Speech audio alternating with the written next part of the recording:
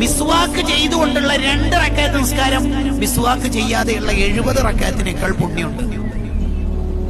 അതൊക്കെ ആഖിറത്തിലെത്തുമ്പോൾ ഓരോ മനുഷ്യന്മാരുടെ പവർ മനസ്സിലാവും. എത്ര സുന്നത്ത് നമുക്ക് എടുക്കാനുണ്ട്. ഞാൻ ഒരൊറ്റ സുന്നത്തിന്റെ പ്രാധാന്യം പറയാം, ബാക്കി നിങ്ങൾ അതിൽ ഖിയാസാക്കിയാൽ മതി. വുളുവിന്റെ ആദ്യ ഘട്ടത്തിൽ ഒരു സുന്നത്താണ് ബിസ്മി ചൊല്ലല്. ബിസ്മി ചൊല്ലാതെ വുളു കൊടുക്കുന്നതും ബിസ്മി ചൊല്ലിയിട്ട് വുളു കൊടുക്കുന്നതും തമ്മിലുള്ള ഡിഫറൻസ് എന്താ? ബിസ്മി ചൊല്ലാതെ ഒരാൾ വുളു കൊടുത്താൽ വുളു സ്വയ്യാവോ? സ്വയ്യാവൊക്കെ ചെയ്യും.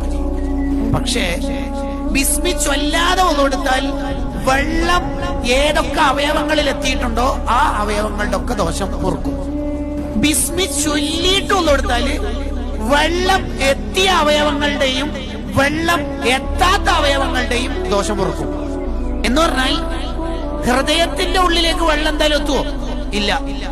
വുളുവിന്റെ അവയവാണോ ഹൃദയം? അല്ല.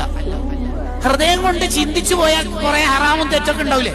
യെസ്, അത് മുഴുവനും പുറത്തു കിട്ടാൻ കാരണമാണ് ബിസ്മില്ലാഹിർ റഹ്മാനിർ റഹീം എന്ന ഒറ്റ ദിക്ർ. ഒരു സുന്നത്തിന്റെ പവർ ഇങ്ങനെയാണെങ്കിൽ ബാക്കി നിങ്ങളൊന്ന് ആലോചിച്ച് നോക്കി. ഇങ്ങനത്തെ 100 കണക്കിന് സുന്നത്തുകൾ മേളിച്ച ഒരു ഇബാദത്താണ് വുളു.